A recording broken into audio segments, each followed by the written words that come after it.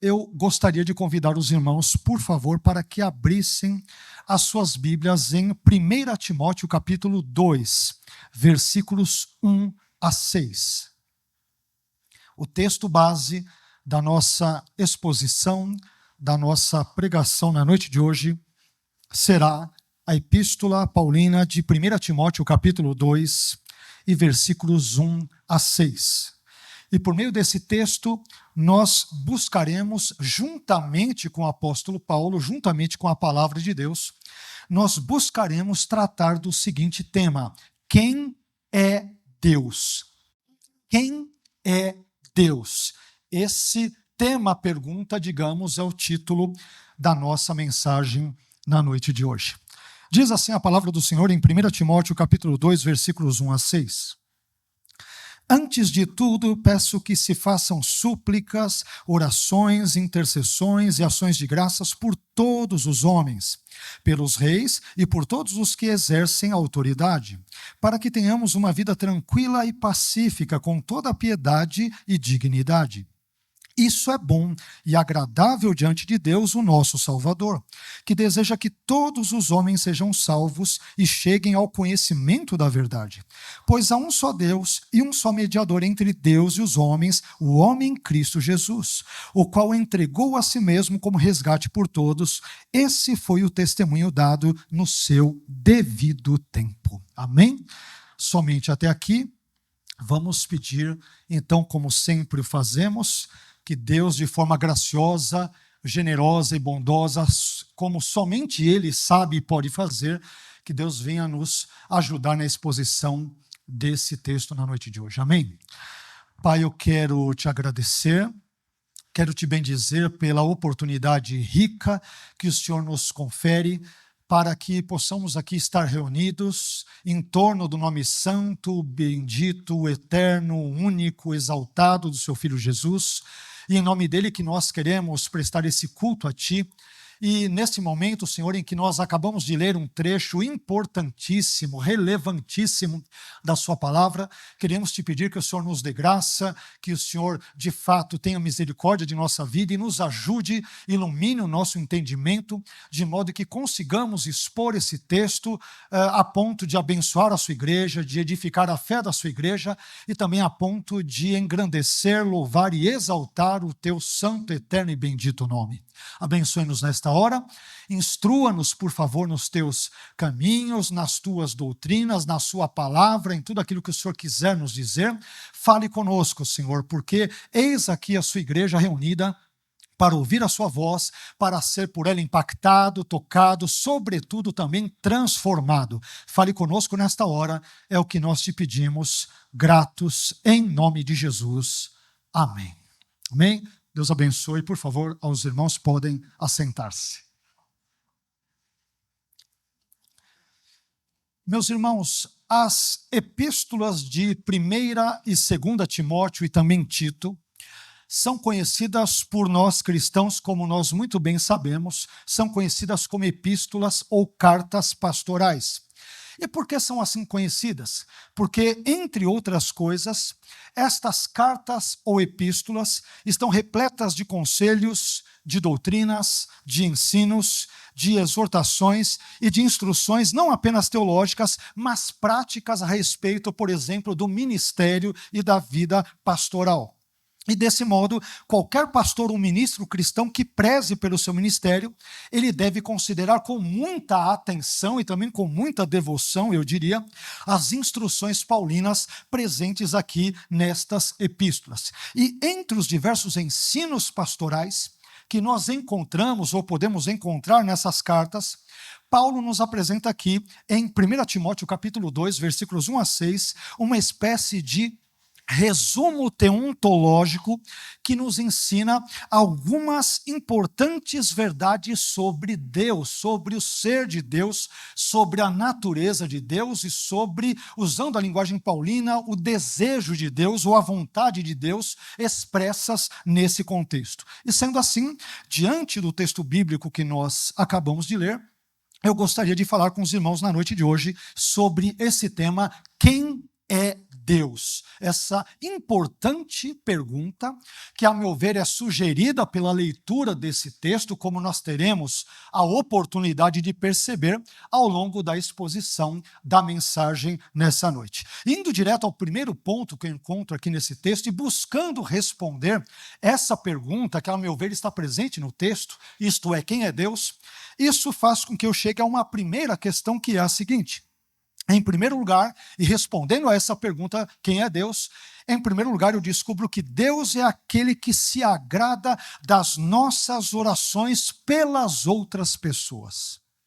Deus é aquele, segundo esse texto, que se agrada das nossas orações pelas outras pessoas. Vamos ver se isso é verdade no texto? Veja comigo, por favor, o que diz 1 Timóteo 2, versículos 1 a 3, parte A. Antes de tudo, peço que se façam súplicas, orações, intercessões e ações de graças por todos os homens, pelos reis e por todos os que exercem a autoridade, para que tenhamos uma vida tranquila e pacífica, com toda piedade e dignidade. Isso é bom e agradável diante de Deus. Veja só que coisa interessante. Meu irmão, se existe uma coisa que agrada a Deus, essa coisa se chama oração. E se existe uma coisa que agrada ainda mais a Deus, esta coisa é a oração intercessora, ou seja, a oração pelo outro, a oração pelo próximo, a oração pelas demais pessoas. Aliás, o texto bíblico que nós acabamos de ler é muito claro, é muito evidente a esse respeito, ao dizer que orar pelos outros é algo bom e agradável diante de Deus. Então, uma coisa que é boa, que é agradável diante de Deus é orar e, sobretudo, orar pelos outros. Preste bem atenção nisso. A propósito, a Bíblia está repleta de exemplos sobre a importância da oração intercessora ou intercessória, isto é, sobre a importância desta oração pelo outro.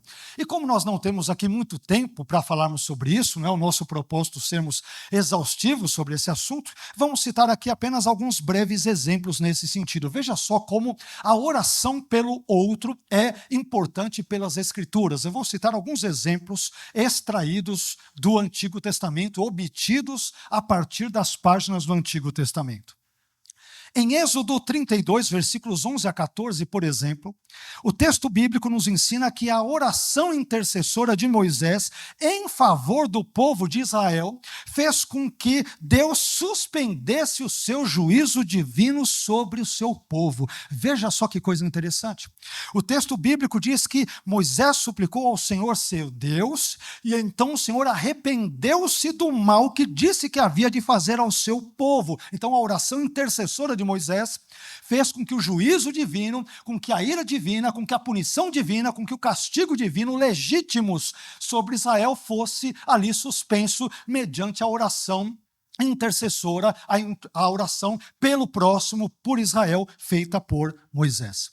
Mais adiante ainda no Antigo Testamento, em 1 Samuel 12, versículo 23, parte A, o profeta Samuel diz uma coisa muito séria, muito solene sobre a oração intercessora. Samuel diz que deixar de orar pelo outro é pecado. Você sabia disso? Deixar de orar pelo outro é pecado. Veja só o que diz 1 Samuel capítulo 12 e versículo 23, parte A. E quanto a mim, longe de mim esteja que eu peque contra o Senhor, deixando de orar por vós. Quando nós não oramos pelos outros, nós estamos pecando. Quando não intercedemos pelo outro, nós estamos pecando. Quando não abençoamos a vida do outro, podendo fazê-lo, podendo interceder, podendo orar, nós estamos simplesmente incorrendo em pecado. Mais adiante ainda, em outro texto, em Jó 42:8, esse texto já é mais conhecido. Nesse texto, Deus diz para os 3 amigos de Jó, ou seja, Elifaz, Bildade e Zofar, Deus diz para eles o seguinte: o meu servo Jó orará por vós, porque deveras a ele aceitarei, para que eu não vos trate conforme a vossa loucura. E observe que na continuidade do texto bíblico, em Jó 42:10, nós lemos que o Senhor virou o cativeiro de Jó, ou mudou a situação de Jó, quando ele orava pelos seus amigos. Então, se você tinha alguma dúvida quanto ao poder, quanto à importância da oração intercessória ou intercessora, isto é, acerca da importância da oração pelo outro, percebe que eu estou citando aqui apenas alguns breves textos nesse sentido. Mas, por fim, um texto que é muito emblemático e que, a meu ver, talvez tenha servido como pano de fundo para esse texto de 1 Timóteo 2, versículos 1 a 6, sobre o qual estamos aqui meditando, é o texto de Jeremias 29, 7. Em Jeremias 29, 7, Deus, por intermédio do seu profeta, o profeta Jeremias, ele diz aos judeus que haviam sido exilados na Babilônia que eles deveriam orar pela Babilônia para que tivessem paz. Veja só que coisa interessante. Os babilônios foram até Judá, destruíram Judá, mataram muitos dos seus habitantes, dos seus moradores, outro tanto levaram como escravos, como cativos, como prisioneiros. Qualquer pessoa se revoltaria diante disso, ficaria absolutamente irada diante disso, mas Deus diz: ore por aqueles que levaram vocês cativos para a Babilônia. Veja só o que diz o texto bíblico em Jeremias 29, 7. Procurai a paz da cidade para onde vos fiz transportar, e orai por ela ao Senhor, porque na sua paz, isto é, na paz da cidade, na paz da Babilônia, vós tereis paz. Olha que coisa curiosa.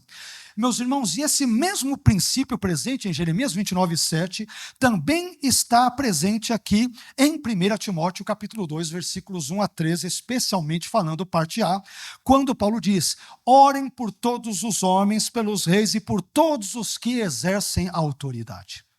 E Paulo nos apresenta duas boas e importantes razões para que nós oremos pelas outras pessoas. Por que devemos orar pelas outras pessoas? Segundo o texto bíblico, Paulo nos dá duas razões. Em primeiro lugar, nós devemos orar pelas outras pessoas para que tenhamos uma vida tranquila e pacífica, com toda a piedade e dignidade, conforme 1 Timóteo 2,2. Então Paulo está dizendo: vocês querem ter uma vida abençoada, sem maiores problemas, eventualmente na sociedade, com o governo, com tantas outras circunstâncias? Então, ore por todas as pessoas, mas também especialmente pelos reis, pelos que exercem autoridade, contextualizando, obviamente, na nossa época. Oremos pelos vereadores, prefeitos, governantes, pelo nosso presidente, a despeito de convergências ou divergências. Oremos por essas pessoas. Por quê? Para que nós tenhamos uma vida abençoada. É o que o texto diz. E em segundo lugar, e mais importante ainda, nós devemos orar pelas outras pessoas. Por quê? Porque isso é bom e agradável diante de Deus, conforme 1 Timóteo 2,3. É algo bom, é algo agradável. Portanto, meus irmãos, se nós quisermos agradar a Deus e se nós quisermos ser abençoados por Ele, nós temos que orar uns pelos outros, nós temos que orar pelas outras pessoas. E por que devemos fazer isso? Porque Deus é aquele que se agrada das nossas orações pelas outras pessoas. Alguém aqui quer agradar a Deus? Amém? Então, ore por mim. Eu preciso das suas orações. É o que diz o texto. Queremos ser abençoados? Oremos uns pelos outros. Ore pelos seus familiares, ore pelos seus amigos, ore pelos seus vizinhos, ore pelo seu patrão, ore pelo governo dentro do qual nós aqui estamos inseridos, ore pelo seu presidente, convergências e divergências à parte. Concordâncias e discordâncias à parte. Mas devemos orar. Por quê, pastor? Porque é bíblico, porque é a ordem de Deus, porque isso é bom aos olhos de Deus, porque isso agrada a Deus. E é por isso que nós devemos orar uns pelos outros. Amém? Olha quanta bênção nós perdemos quando desobedecemos uma ordem tácita, muito clara, que Deus nos dá na sua palavra, para que nós oremos pelas pessoas. Mas isso nos leva a um segundo ponto. Não se esqueça que nós estamos buscando responder a pergunta tema da nossa mensagem, da nossa pregação de hoje, que é: quem é Deus? E nós vimos, em primeiro lugar, que Deus é aquele que se agrada das nossas orações pelas outras pessoas. Mas, em segundo lugar, e na continuidade do texto bíblico, eu também aprendo, em segundo lugar, que Deus é o nosso Salvador. Em segundo lugar, Deus é o nosso Salvador. Veja o que diz 1 Timóteo capítulo 2, versículo 3, parte B. Deus, o nosso Salvador. Deus, o nosso Salvador. Talvez na sua tradução esteja ligeiramente distinto, e hoje eu estou usando aqui a NVI, a nova versão internacional, como base desta exposição, mas algo razoavelmente semelhante deve estar aí traduzido, presente na sua Bíblia. Meus irmãos, é importante começarmos a nossa fala aqui, nesse ponto, dizendo que o nosso Salvador não é o governo, o nosso Salvador não é um homem, o nosso Salvador não é um determinado sistema político, e o nosso Salvador também, pasme, não é o Pix. Embora o Pix seja importante para cada um de nós, é claro. Deus é o nosso Salvador. Mas do que, efetivamente falando, Deus nos salva? Ora, Deus nos salva da sua justa e santa ira, Deus nos salva do pecado, Deus nos salva de Satanás e dos demônios, e Deus também nos salva de vivermos toda a eternidade debaixo da sua ira justa e santa. É disso tudo, por exemplo, entre aspas, que nós aqui somos salvos. Mas, no que diz respeito ao pecado em particular, a nossa salvação do pecado, ela se dá em 3 tempos: passado, presente e futuro. Em primeiro lugar, na justificação, que é um acontecimento passado, quando cremos em Jesus pela graça, nós fomos salvos da penalidade do pecado. Em segundo lugar, na santificação, que é o processo ou um processo presente, nós estamos sendo salvos do poder do pecado. E, por fim, em terceiro e último lugar, na glorificação, que evidentemente ainda é futura, que é um evento futuro, nós seremos salvos definitivamente da presença do pecado. Portanto, Deus, que é o nosso Salvador, nos salvou da penalidade do pecado por meio da justificação. Ele está nos salvando do poder do pecado por meio da santificação, e Ele nos salvará definitivamente da presença do pecado por meio da glorificação. E, portanto, Deus é o nosso Salvador. Não é o homem que salva, não é o pastor que salva, não são teólogos que salvam, não são teologias que salvam, não são denominações que salvam, é o Deus Trino, Todo-Poderoso, Deus Pai, Filho e Espírito Santo que nos salva pela sua graça, pela sua misericórdia, pela sua generosidade, pela sua infinita compaixão. É Deus quem nos salva. Deus e somente Deus. Mas isto faz com que avancemos um pouco mais e cheguemos a um terceiro ponto, respondendo à pergunta: quem é Deus? E em terceiro lugar, quando eu leio esse texto, eu descubro que Deus é aquele que deseja que todos os homens sejam salvos. Ele deseja que todos os homens sejam salvos. A meu ver, 1 Timóteo capítulo 2 e versículo 4, parte A, diz isso, quando Paulo diz que deseja que todos os homens sejam salvos. Mais explícito, mais claro, mais evidente, mais contundente, é impossível. E aqui eu faço uma pergunta: por que Deus deseja que todos os homens sejam salvos? Bem, Deus deseja que todos os homens sejam salvos, antes de tudo, porque Ele, Deus, é um ser amoroso. Deus não nos salva porque mereçamos. Deus não nos salva porque sejamos intelectualmente capazes. Senão, o mérito seria nosso e não dele. Deus não nos salva porque lemos um pouco mais, um pouco menos a Bíblia. Deus não nos salva porque frequentamos aqui os cultos, embora isto seja importante e esteja atrelado de algum modo à nossa salvação. Mas Ele nos salva não por nossa causa, por quem nós somos ou por aquilo que nós fazemos, mas nos salva por aquilo que Ele é, a saber, Ele é um Deus todo amoroso, todo benévolo, todo gracioso, todo generoso e todo compassivo. E é este Deus que nos salva. É Ele que nos salva. Mas, afinal de contas, meus irmãos, a quem a expressão todos os homens se refere? Afinal de contas, a quem essa expressão todos os homens, entre aspas, ela se refere? Diz respeito a quem? Os nossos irmãos calvinistas, por quem temos grande estima, são nossos irmãos em Cristo, Eles entendem que essa expressão todos os homens de 1 Timóteo 2,4 se refere a todos os tipos ou classes de homens eleitos incondicionalmente por Deus para a salvação, ou seja, se refere aos incondicionalmente eleitos, por exemplo, entre os ricos e pobres, entre os cultos e ignorantes, entre os patrões e os empregados e assim sucessivamente. Porém, nós cristãos que seguimos aqui uma vertente teológica, digamos que mais arminiana, em termos soteriológicos, nós entendemos que a expressão todos os homens se refere a todos os homens sem exceção, e não sem distinção, como apregoa, por exemplo, o calvinismo. E por que nós temos esse tipo de entendimento? Porque o fato de o pecado ter alcance universal, visto que todos pecaram, conforme Romanos 3, 23, exigiu que a morte de Cristo possuísse alcance correspondente e, portanto, também fosse oferecida universalmente. Aliás, é por essa razão, por essa justa razão, que Paulo diz em Romanos 11, 32, que Deus todos encerrou na desobediência, a fim de usar de misericórdia para com todos. Portanto, segundo as Escrituras, Deus é aquele que deseja que todos os homens, sem exceção, sejam salvos. Mas Ele deseja isso, Ele deseja que todos os homens sejam salvos, é importante dizer, sob a condição da fé depositada em Jesus Cristo por meio da graça. E é por isso que Atos 16, 31, por exemplo, irá dizer: crê no Senhor Jesus Cristo e serás salvo.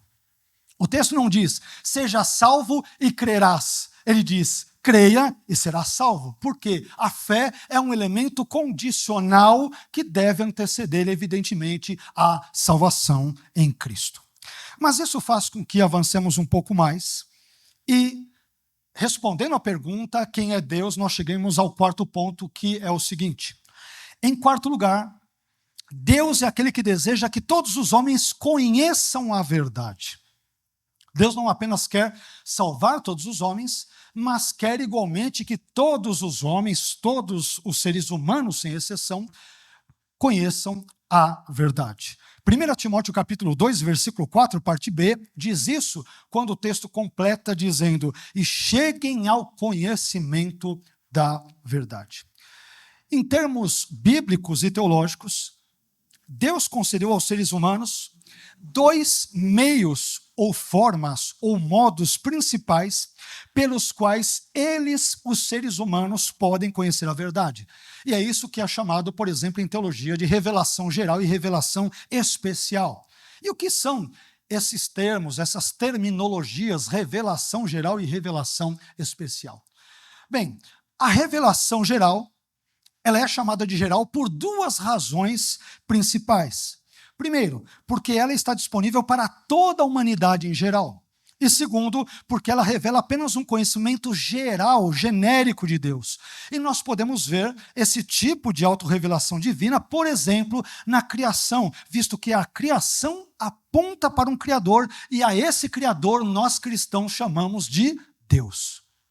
Então, todo ser humano, ele pode olhar para o sol, para a lua, para as estrelas, para as galáxias, para a fauna, a flora, os animais, os insetos, para os rios, para tudo aquilo que, de forma resumida, envolve ou compreende a criação, e ele, por meio do raciocínio e da inteligência que Deus lhe deu, não é inato a ele, mas vem de Deus, ele pode chegar à conclusão lógica e necessária de que a criação exige como algo anterior, algo que antecede um Criador. Não existe criação sem um Criador. Mas isso nos leva à revelação especial. E a revelação especial, ela é chamada por uma razão principal. Ela é especial porque não está disponível para todas as pessoas, em todos os momentos, da mesma maneira, mas é dada em casos específicos, em horários e locais específicos, para pessoas específicas e também possui um conteúdo específico. E nós podemos ver esse conteúdo especial ou esta revelação especial, por exemplo, na Bíblia. Na revelação geral de Deus, por exemplo, vista na criação, Eu posso saber que existe um Criador, porque a criação, como eu disse, exige um Criador, mas eu não posso saber, olhando para a simples criação, que eu sou pecador e preciso de um Salvador. Eu só descubro isso por meio da revelação especial que são as Escrituras Sagradas, compostas de Antigo e Novo Testamentos. Quando olho para a Bíblia, quando leio a Bíblia, quando ouço a Bíblia, quando escuto uma pregação ou participo de uma pregação da Bíblia como esta, é que eu descubro que sou pecador e, portanto, preciso de um Salvador, preciso de um remédio para o meu pecado, e este remédio atende pelo nome do Senhor Jesus Cristo de Nazaré. É isso que nós aprendemos nesse contexto. Portanto, meus irmãos, quando o apóstolo Paulo diz que Deus deseja que todos os homens cheguem ao conhecimento da verdade, cabe nos dizer aqui, mas o que é a verdade? A verdade, em linhas bem gerais, sem entrar numa série de meandros filosóficos, a verdade, em linhas gerais, é tudo aquilo que corresponde à realidade. A verdade é aquilo que, grosso modo, corresponde à realidade. Sendo assim, para usar um exemplo, quando você diz, por exemplo, que a grama é verde, você está proferindo uma verdade, visto que a declaração "a grama é verde" corresponde à realidade, ou seja, a grama de fato é verde. E da mesma forma, quando nós olhamos para a criação, como dissemos, remete à ideia, à noção, ao conceito de um Criador, visto que não existe, reiterando esse ponto, uma criação sem um Criador. E do mesmo modo, quando nós lemos a Bíblia revela a nossa verdadeira condição espiritual como seres alienados de Deus, extraviados de Deus, e ao mesmo tempo ela nos revela o remédio para esta situação humana deplorável, que é um só: é a salvação por meio do Senhor Jesus Cristo. E essas são verdades que Deus deseja que conheçamos. Amém? Portanto, Deus é aquele que deseja que todos os homens conheçam a verdade. E no contexto dessa passagem, a verdade é que todos nós pecamos, todos nós estamos distantes de Deus, todos nós transgredimos a lei de Deus, mas a verdade também é que Deus se fez homem na pessoa do seu Filho, que morreu na cruz pelos nossos pecados e, portanto, possibilitou-nos, sob a condição da fé, que crêssemos nele e, portanto, fôssemos regenerados, restaurados, transformados e salvos em nome e para a glória do Senhor Jesus. Mas isso faz-nos avançar um pouco mais aqui na nossa breve exposição. E nós aprendemos, em quinto lugar, respondendo quem é Deus, eu descubro em quinto lugar que Deus é único. Deus é único. Acompanhe comigo 1 Timóteo capítulo 2, versículo 5, parte A. Pois há um só Deus. Pois há um só Deus.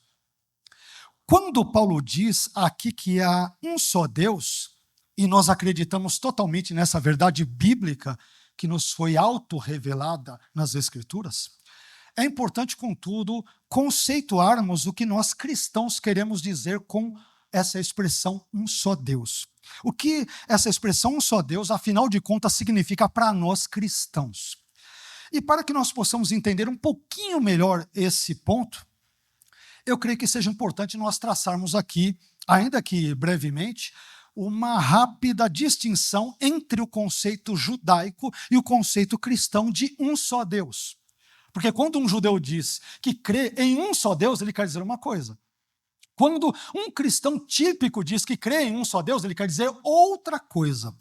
Parecida com aquilo que um judeu diz, não estou me referindo a um judeu messiânico, estou me referindo a um judeu típico, ortodoxo, conservador, não um judeu messiânico, que é outra coisa que nós deveríamos tratar e que não temos tempo para tal e não é o nosso objetivo nessa noite. Mas vamos ver aqui esses pontos.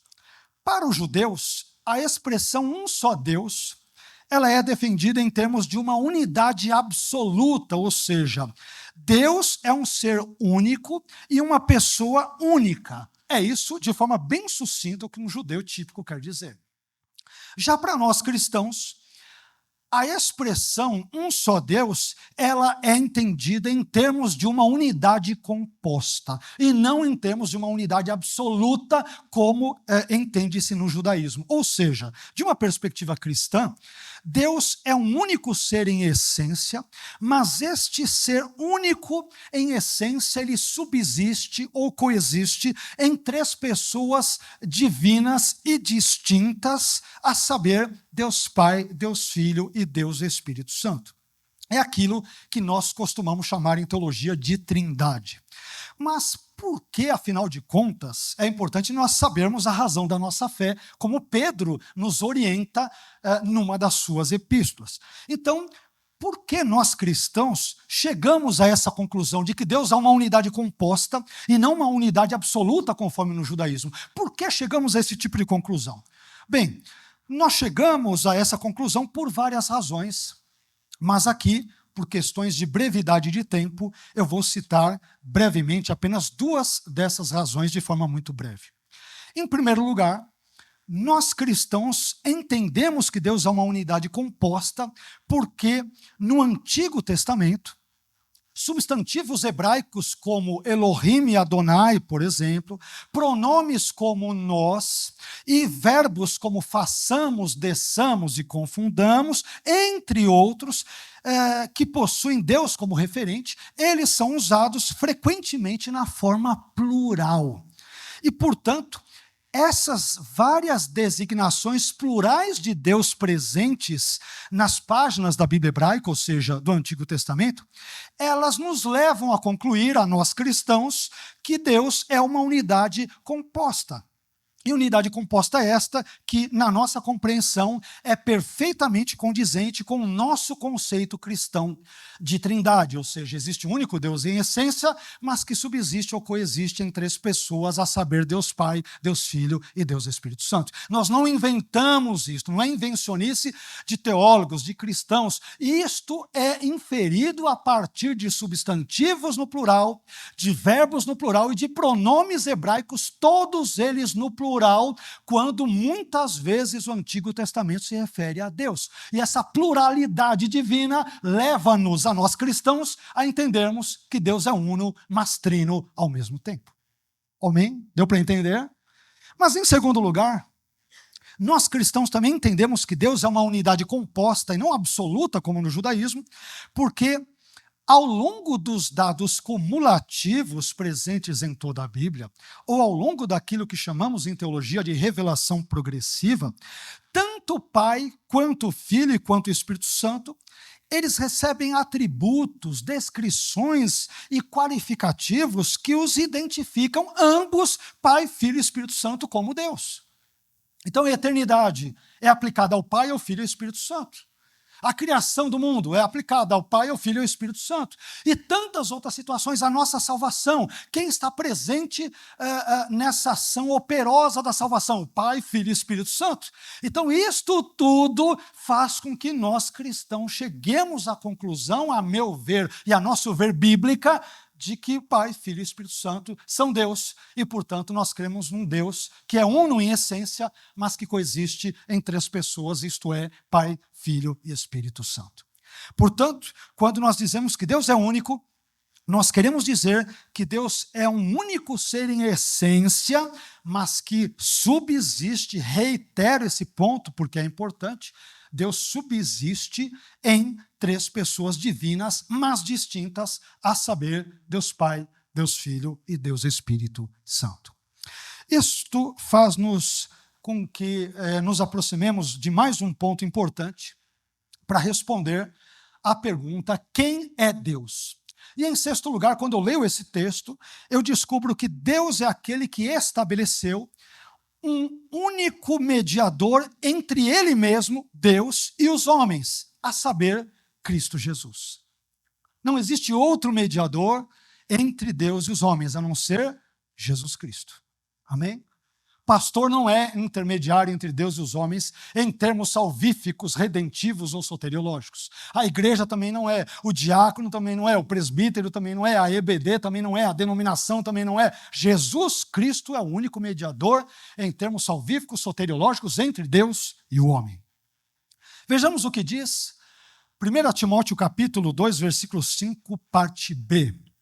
E um só mediador entre Deus e os homens, o homem Cristo Jesus. Ou Cristo Jesus homem, ou alguma outra alternativa semelhante a isso, de acordo com a tradução que você aí tiver. Eu creio que os irmãos devem ter acompanhado as notícias das últimas semanas, bem do iniciozinho desse mês, agora de novembro, e devem ter visto uma nota doutrinal sobre os títulos marianos, ou seja, sobre os títulos atribuídos a Maria, que foi emitida pelo Dicastério para a Doutrina da Fé Católica. E essa nota doutrinária, chamada em latim de Mater Populi Fidelis, ou seja, Mãe do Povo Fiel, que é uma referência a Maria, ela, ao se referir ao título de corredentora que os nossos amigos católicos frequentemente aplicam a Maria, ela diz, entre outras coisas, algo importante, abramos aspas. É uma nota católica. É sempre inoportuno o uso do título de corredentora para definir a cooperação de Maria. Este título, prossegue a nota, corre o risco de obscurecer a única mediação salvífica de Cristo. É claro que faz isso. E, portanto, pode gerar confusão e desequilíbrio na harmonia das verdades da fé cristã, fecha aspas. E mais adiante, ainda nesse mesmo documento, a nota conclui dizendo que o título mariano corredentora é inconveniente.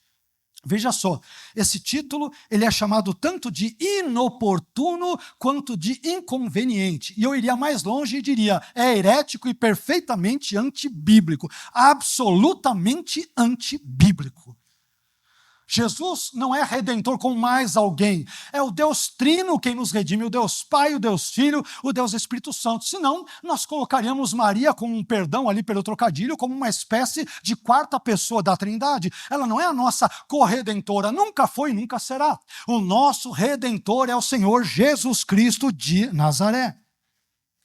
E sem entrar em outros detalhes sobre esse assunto, e nós poderíamos falar muita coisa sobre esse tema, mas esse não é o nosso propósito aqui durante essa exposição. Dei apenas uma brevíssima observação em tom crítico a esse respeito, sem entrar em detalhes.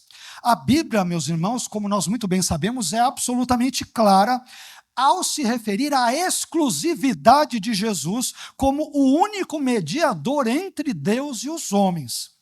Isto significa dizer que Maria ou qualquer outra pessoa, é importante frisar, nunca foi, não é e nem jamais será corredentora, medianeira ou mediadora ou o que quer que seja entre Deus e os homens, porque biblicamente, escrituristicamente falando, existe um só mediador entre Deus e os homens, que é Cristo Jesus, somente Ele e ninguém mais além, a quem dele e assim por diante.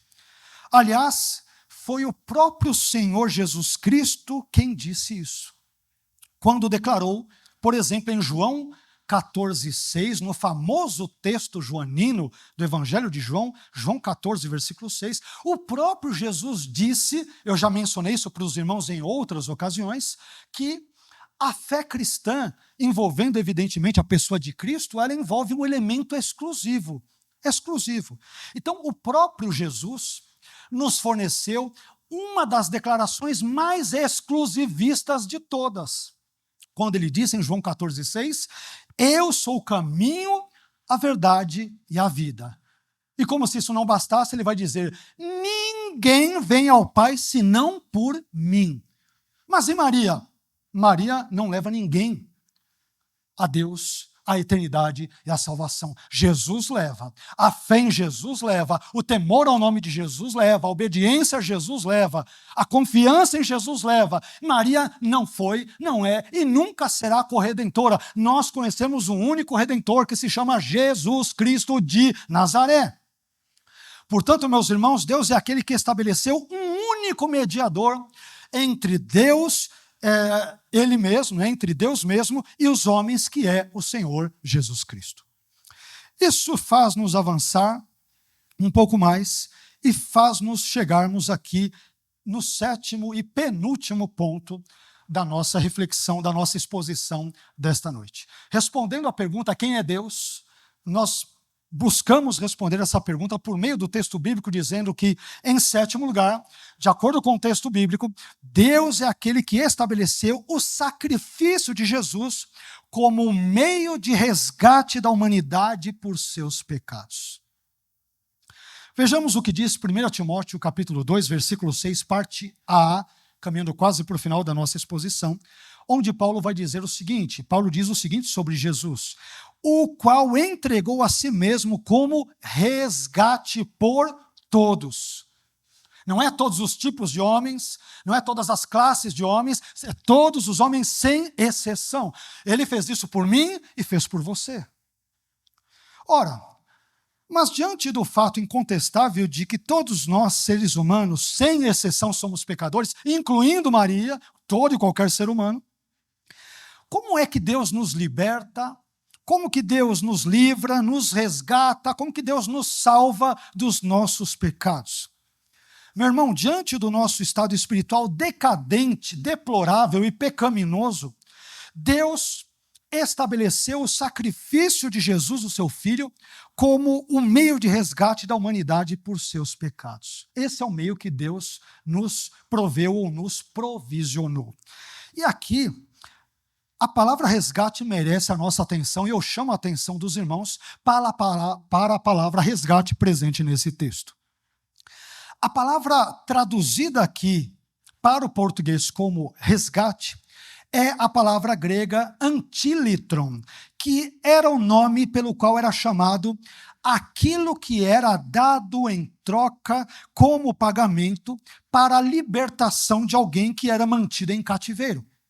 Então imagina alguém que sequestra alguém, aí um sequestro relâmpago, algo tão infelizmente típico, presente na nossa era, e depois esse sequestrador ele vai pedir ali um resgate, um pagamento, alguma coisa do gênero. Guardadas as devidas proporções, isto é apenas uma ilustração, ainda que pequena, diminuta sobre isso, mas esta é a ideia presente no texto. Em termos teológicos, como o próprio Deus, que é santo e justo, ele é a parte ofendida pelo pecado humano, então Deus ofereceu o seu próprio Filho na cruz como um pagamento pelos nossos pecados a Ele mesmo, a fim de que os crentes em Jesus, e somente os crentes em Jesus, fossem libertos do seu cativeiro, tanto espiritual, moral e assim por diante. E isto só acontece e só pode acontecer quando, pela graça, nós depositamos a nossa fé no Senhor Jesus Cristo, nas suas obras, na sua vida, morte, ressurreição, ascensão, segunda vinda e assim sucessivamente. Aliás, Pedro, o apóstolo Pedro, no conhecido e lindo texto de 1 Pedro 1, capítulo 1, versículos 18 a 19, eu acho que é um dos textos mais lindos em termos soteriológicos, em termos salvíficos, em termos redentivos. Toda a Bíblia é linda, não é? Todo cristão vai achar, eu imagino que sim. Um cristão verdadeiro sempre achará toda a palavra de Deus gloriosa, maravilhosa, bela, magnífica. Mas existem alguns textos, entre toda a Bíblia, claro, que chamam a nossa atenção acerca de determinados assuntos, especialmente falando. E um desses textos é 1 Pedro, capítulo 1, versículos 18 a 19. Nesse texto, perceba que Pedro vai dizer algo muito belo a respeito desse resgate, sobre o qual Paulo fala aqui em 1 Timóteo, capítulo 2, versículo 6. Então, veja comigo, 1 Pedro, capítulo 1, versículos 18 a 19. Nesse texto, Pedro diz o seguinte: sabendo que não foi com coisas corruptíveis como prata ou ouro que fostes resgatados da vossa vã maneira de viver, que por tradição recebestes dos vossos pais, ou seja, dos vossos antepassados, mas com precioso sangue de Cristo, como de um cordeiro imaculado e incontaminado. Portanto, meus irmãos, Deus é aquele que estabeleceu o sacrifício de Jesus, o seu Filho, como meio de resgate da humanidade por seus pecados. não há salvação fora do Senhor Jesus Cristo. Nunca houve e nunca haverá. Ele é o meio que Deus estabeleceu em termos salvíficos para que eu e você, extraviados que éramos de Deus, possamos, pela graça do próprio Deus, nos aproximar dele. Amém? Finalmente, em oitavo e último lugar, respondendo à pergunta quem é Deus, eu diria, com base no texto bíblico, que em oitavo e último lugar, Deus é aquele que agiu de forma salvadora no tempo certo. Amém? Tudo que Deus faz, aliás, tudo, absolutamente tudo, é no tempo certo. Nós até cantamos um hino, né? Jesus, plano melhor, nunca chega atrasado.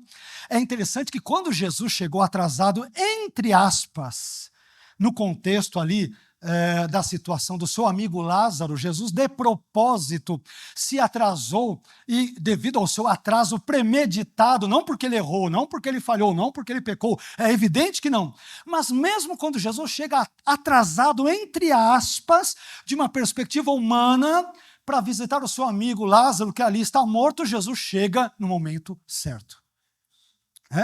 Deus, quando se atrasa, entre aspas, ele sempre chega no tempo certo.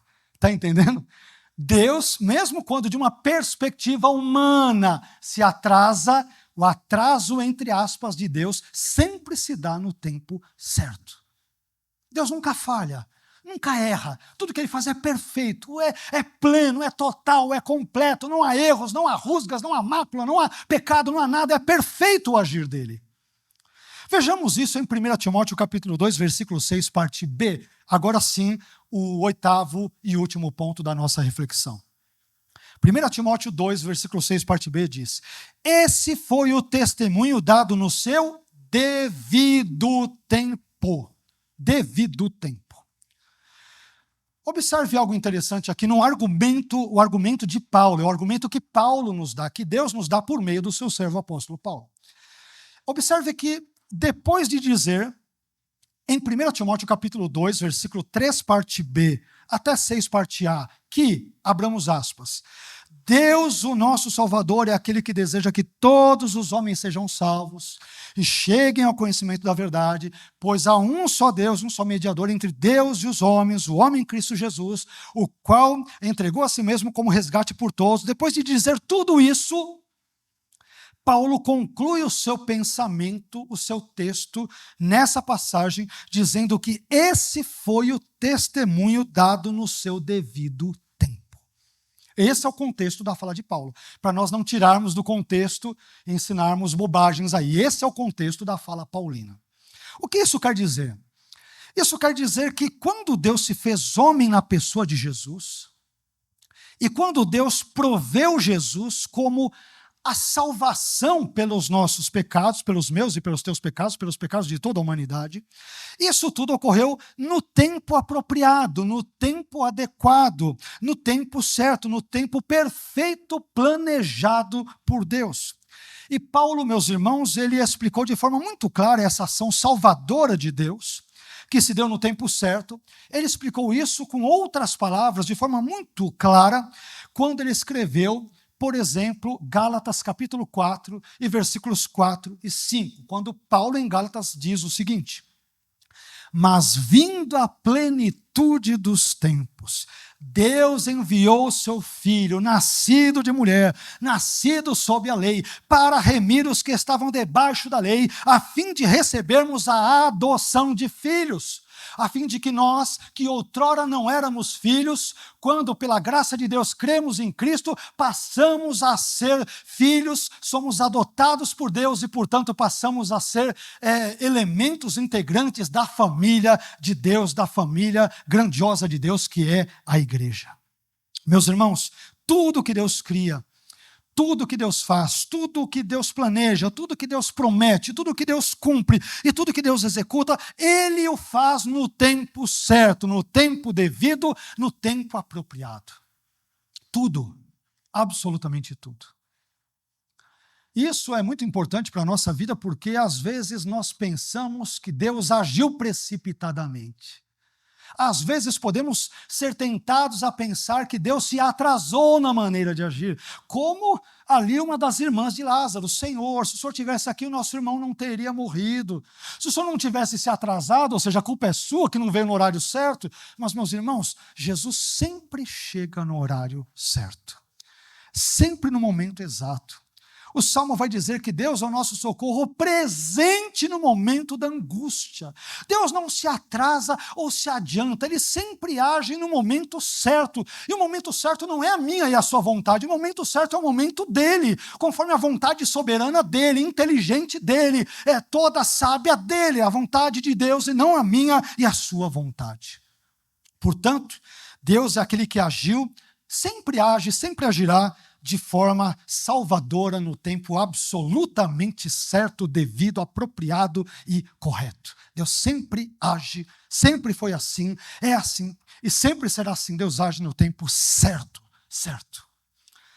Enfim, eu gostaria de concluir essa mensagem de hoje recapitulando brevemente as 8 respostas que Paulo deu diante da pergunta tema: quem é Deus?, que nós propusemos nessa noite para o texto de 1 Timóteo capítulo 2, versículos 1 a 6. E nós vimos que, em primeiro lugar, Deus é aquele que se agrada das nossas orações pelas outras pessoas. Meu irmão, ore por mim, mas eu também tenho o dever de orar por você.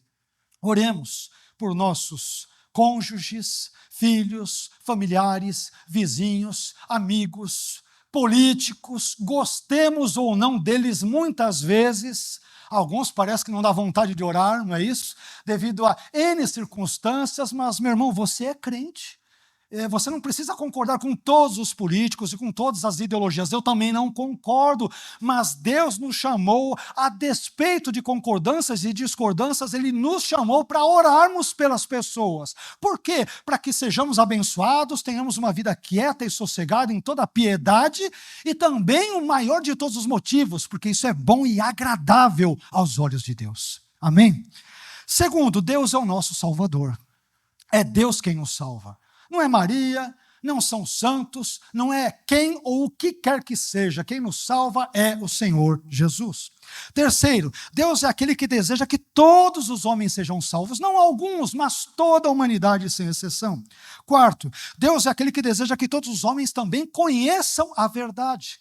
Verdade esta que pode ser compreendida tanto pela revelação geral, como dissemos, a criação, como também a revelação especial ou específica, por exemplo, as Escrituras. Também aprendemos, em quinto lugar, que Deus é único, mas único no sentido de uma unidade composta. Deus é uno e trino, porque é o único Deus em essência, mas que subsiste nas pessoas do Pai, Filho e Espírito Santo. Vemos também, em sexto lugar, que Deus é aquele que estabeleceu um único mediador entre Ele mesmo, Deus, e os homens, que é Cristo Jesus. É Jesus quem salvou, é Jesus quem salva e é Jesus sempre quem salvará. Não há outro nome dado entre os homens pelo qual importa que sejamos salvos, a não ser o nome de Jesus. E continuando um pouco mais adiante, nós também aprendemos, em oitavo e último lugar, que Deus é aquele que agiu de forma salvadora e no tempo certo. Amém? Além do sétimo ponto que também mencionamos, onde Deus é aquele que estabeleceu o sacrifício de Jesus como meio de resgate da humanidade por seus pecados. É a esse Deus que nós adoramos. É a esse Deus que nós servimos. Eu espero que esta mensagem, ela de alguma forma, de algum modo, Deus a use pela sua graça, por sua misericórdia, por sua bondade, que Deus use essa mensagem para abençoar a sua vida, sua família, seu ministério, a sua relação com Deus, hoje e sempre, em nome de Jesus. Amém? Vamos ficar em pé?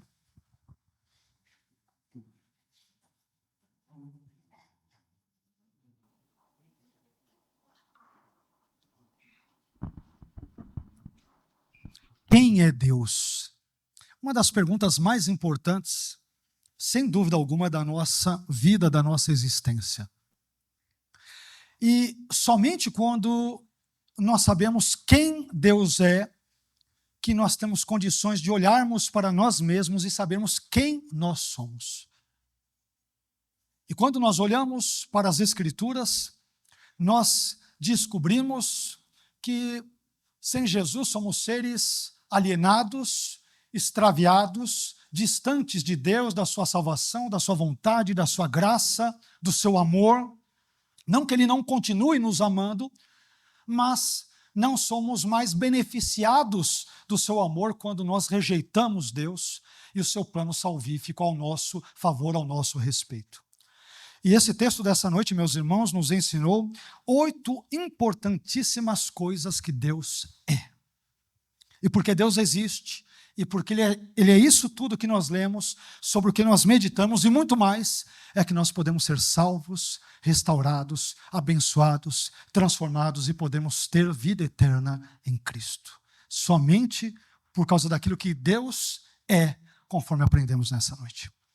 Que essa palavra, como eu digo às vezes, ela encha o meu e o seu coração de esperança. Amém?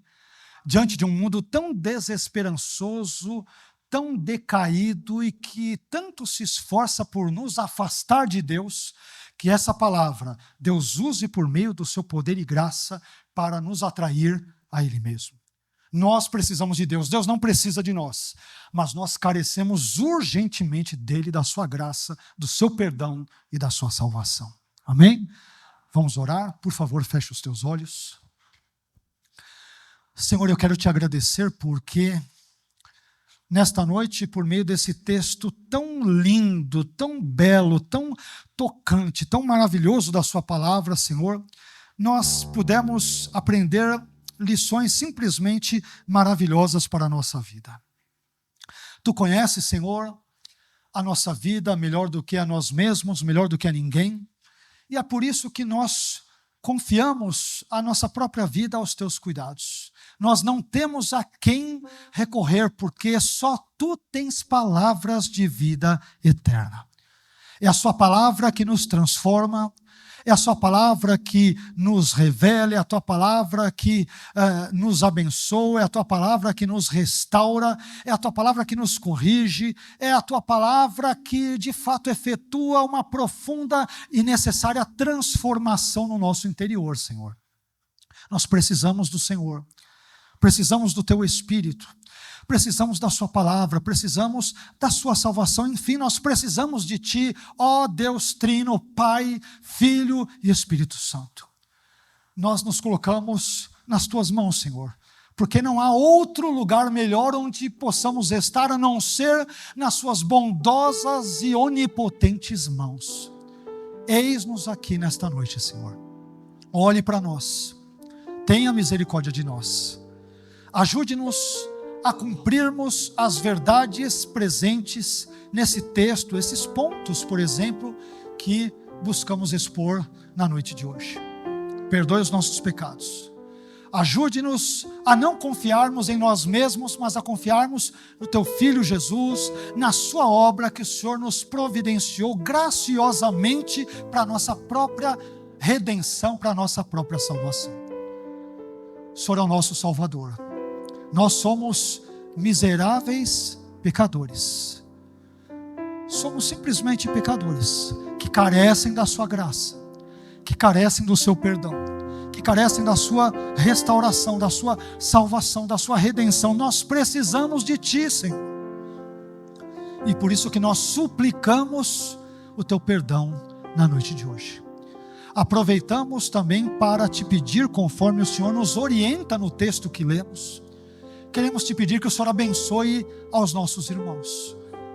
Diante dos teus olhos nós aprendemos que é bom e agradável orar pelos outros. Às vezes somos tão egoístas que na nossa oração pensamos apenas em nós mesmos e nos esquecemos dos outros. Ah, Senhor, portanto eu quero te pedir nesse momento e aproveitar esse momento para pedir ao Senhor que o Senhor abençoe a cada um dos meus irmãos e irmãs presentes aqui nesta noite. Te peço que o Senhor abençoe a todos aqueles que mais cedo ou mais tarde forem assistir de repente esse vídeo, essa pregação. o Senhor abençoe os casais aqui presentes, abençoe as famílias, abençoe os nossos vizinhos, os vizinhos desta igreja, na rua da frente, de trás, dos lados, esse bairro todo, as demais igrejas presentes aqui neste bairro, por que não dizer neste país, neste mundo que é o teu mundo, que é a tua criação, Senhor. Abençoe os nossos políticos, Senhor. Abençoe os nossos vereadores, os nossos deputados federais e estaduais, prefeitos, governadores. Abençoe o nosso presidente. Abençoe, Senhor, por favor, tenha misericórdia do nosso povo, da nossa nação, do nosso país. Abençoe-nos, ó Senhor, ajude-nos a termos uma nação mais justa, mais correta, que se preocupe com aqueles elementos básicos, por exemplo, que a Constituição nos assegura, mas que na prática muitas e muitas vezes nós não temos, Senhor. Ajude-nos para que tenhamos uma nação mais justa, mais correta, mais compassiva, mais amorosa.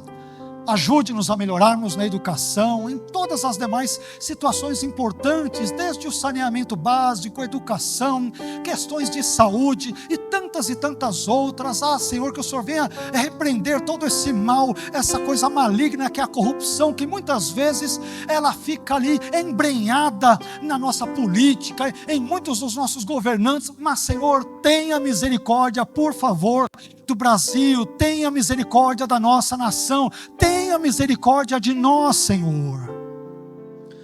Nós somos simplesmente teus servos, Pai.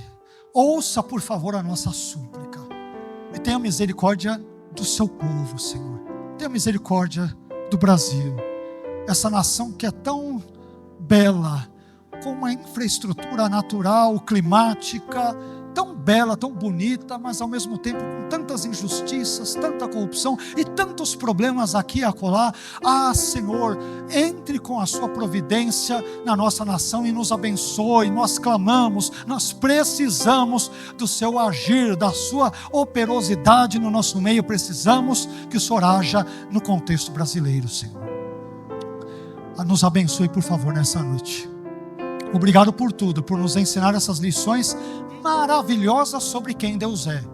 E que o Senhor seja glorificado sempre, porque do Senhor, pelo Senhor e para o Senhor são todas as coisas. Glórias, pois, damos ao Senhor, hoje e eternamente. Amém.